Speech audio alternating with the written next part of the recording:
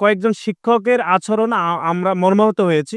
বিশেষ রাজনৈতিক দলের আমরা যদি আরো স্পেসিফিক যদি বলি, তাহলে তারা জামাত ইসলামের বিভিন্ন প্যানেলের পক্ষে তারা কাজ করছে। গণঅভ্যুত্থানের পূর্বে যারা ছাত্রলীগের রাজনীতি করেছে, গণঅভ্যুত্থানের সুযোগ নিয়ে যারা ছাত্র শিবিরের রাজনীতি করে তারা ভিপি প্রার্থী হয়েছে, তারাই শুধুমাত্র গুজব, মিথ্যা প্রপাগান্ডা করছে। কয়েকজন শিক্ষকের আচরণ আমরা মর্মাহত হয়েছি।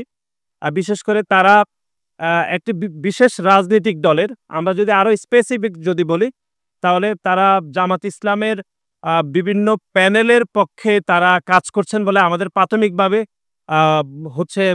প্রতীয়মান হয়েছে।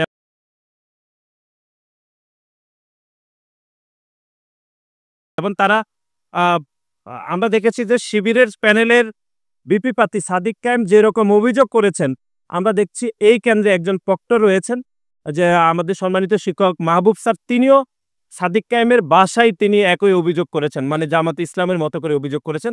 এটি দুঃখজনক এবং গণঅভ্যুত্থান পরবর্তী সময়ে সকল অংশীদারদের মধ্যে যে এক ধরনের সৌহার্দ্যপূর্ণ সম্পর্ক তৈরি হয়েছে, সেটি যেন কোনো শিক্ষক যেন এই সম্পর্কের মধ্যে কোনো ভেদাভেদ তৈরি না করে, সেজন্য ঢাকা বিশ্ববিদ্যালয়ের শিক্ষকদের প্রতিও আমাদের একই উদাত্ত আহ্বান থাকবে। প্রথমত হচ্ছে আপনি দেখেছেন যে এটি হচ্ছে লাস্ট ভোট, যেটি মুজিব হলের ভোট কেন্দ্র। এখান থেকে ছাত্রদলের বুথ রয়েছে, আপনারা যদি হিসাব করে দেখেন প্রায় 150 মিটার দূরে, অর্থাৎ রবিসি স্যারের বাংলোর পরে এই বুথটি আমাদের নাই, এটি বাক্সাসের। সুতরাং আপনারাই দেখেন প্রায় 150 মিটার দূরে রয়েছে। সুতরাং এরকম অভিযোগ ভিত্তিহীন এবং বিশেষ করে শিবিরের যিনি ভিপি প্রার্থী এবং জিএস প্রার্থী যারা অতীতে ছাত্রলীগের রাজনীতি করেছে, গণঅভ্যুত্থান পরে তাদের মুখোশ উন্মোচিত হয়েছে, তারা এরকম অভিযোগ করছে। আপনারাই দেখেন, আমরা যদি মিথ্যা বলি তাহলে আপনারা সেটি প্রমাণ করুন।